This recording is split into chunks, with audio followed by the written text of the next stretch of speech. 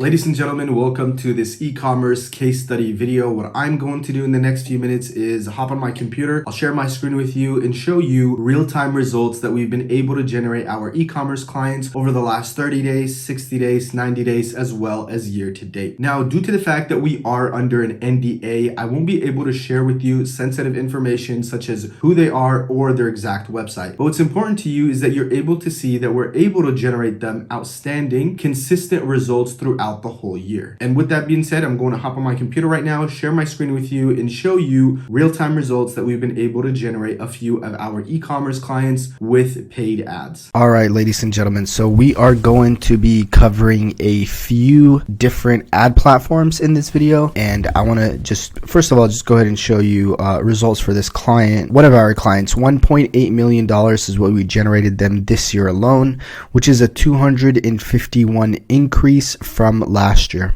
So prior to working with us, they were working with another agency, and just this year alone we were able to increase their store of a total 251% with $1.8 million generated in revenue. Now let's just go ahead and dive into some results. The first one we're going to look at is Facebook ads results. So if we take a look here, let's go ahead and filter by last month to see the results that we were able to generate this specific client last month. Now, as you can see here, there's many metrics. We're going to look at the most important metrics, which in this case is going to be the purchase, the cost per purchase, how much we spent, how much we generated, as well as the ROAS.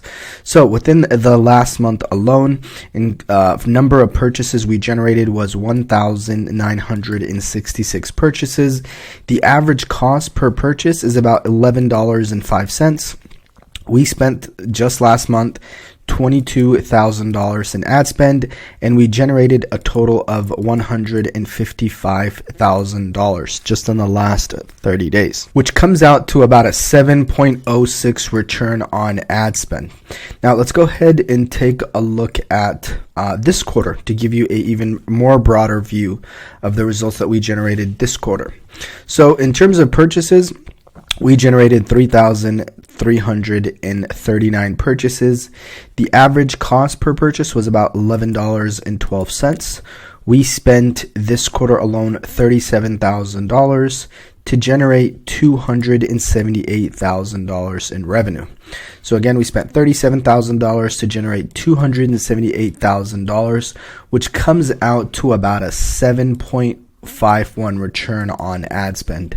Now this is just on Facebook and Instagram, and as you can see here, guys, we see that literally most of the campaigns that we have are 5.0 all the way to 12.0 return on ad spend. So just amazing results consistently across basically every campaign, right? With the exception of maybe one or two campaigns of about 2.0 return on ad spend. So now let's go ahead and take a look at Google ad results and see the results for Google ads. If we go ahead and take a look at last month to see how much we generated last month. So last month we spent a total of $23,887. And then we generated a total of $150,182. So again, $23,000 in ad spend to generate $150,000. And these are just Google ads alone.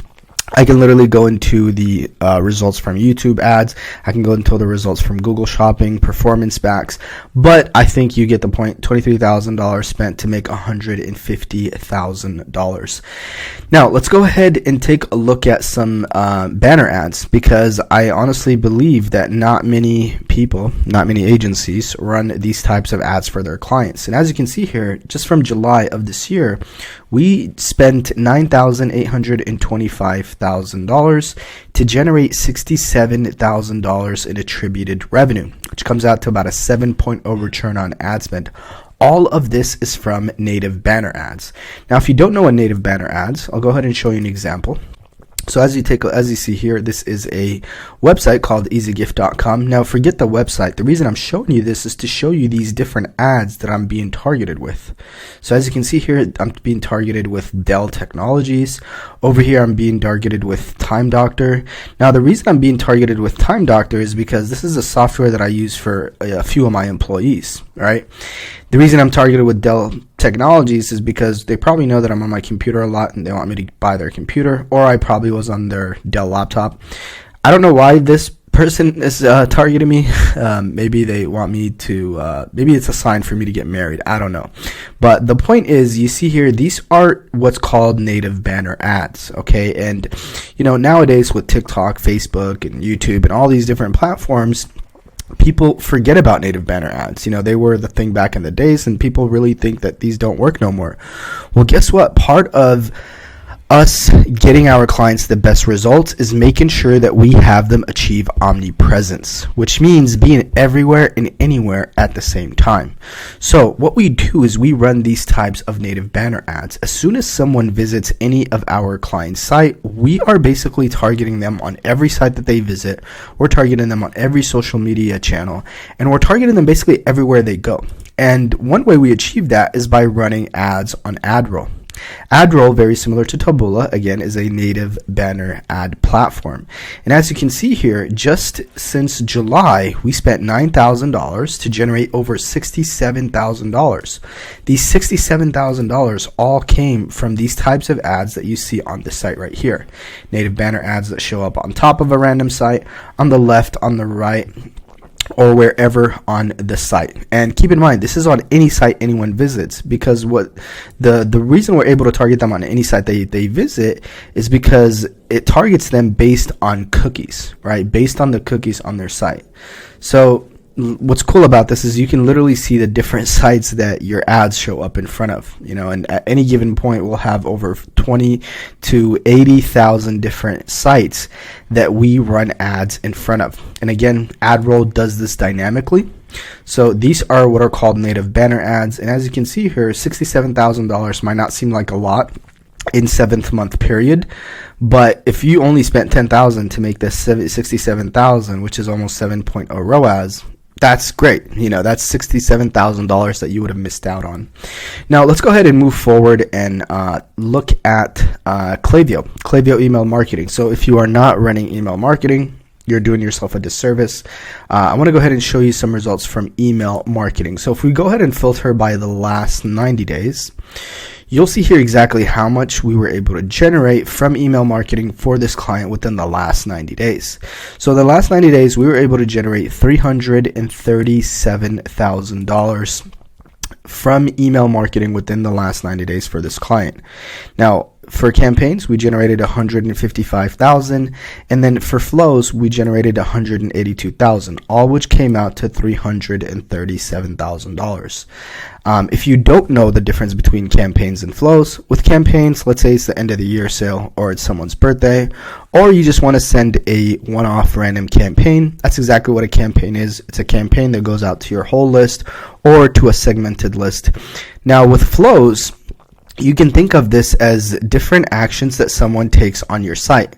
So let's say someone lands on your site and they view a product but they don't buy, or they add to cart but they don't purchase, or they initiate checkout but they don't complete their purchase. Well, guess what? What we do is we set up these different flows depending on where the prospect is within the customer journey, and we send out these emails within these flows to get them to come back and finish their purchase. So this is the difference between campaigns and flows, and as you can see here, 54% of the $337,000 came from flows. So imagine having an automated system that tells people to come back and make a purchase, and you make over almost $200,000 within the last 90 days.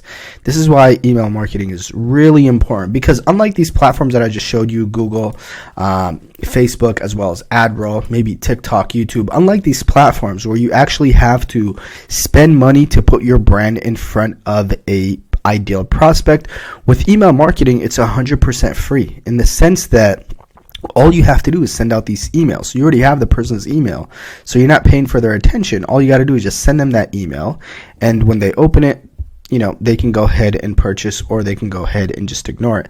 And like I said, within the last 90 days, $337,000 came from email marketing alone. Now let's go ahead and look at this year alone. Let's take a look at the results for this year.